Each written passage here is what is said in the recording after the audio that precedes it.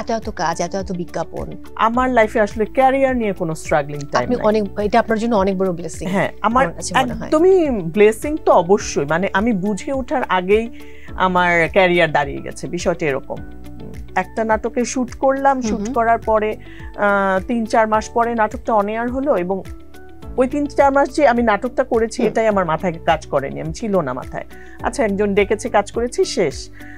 তারপরে নাটকটা on air হওয়ার পরে এত দ্রুত এবং এত কাজের অফার। আমার মনে আছে যে 99-এর জুন মাসে আমার প্রথম কাজ অন এয়ার হয়। তারপরে নাটকের প্রথম কাজটা কি ছিল? কাকতারুয়া। তার আগে আমার একটা কাজ অন এয়ার হয়েছিল লিপটন তাজা চা, বিজ্ঞাপন।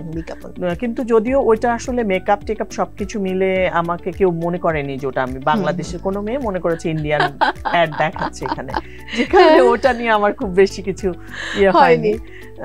তারপরে তো নাটক যখন এলাম, নাটক শুরু হলো, শুরু হওয়ার পরে তো নন স্টপ কল পাচ্ছিলাম যে ওই বছরই দেখা গেছে আমি 25-30টা নাটক করে ফেলেছি।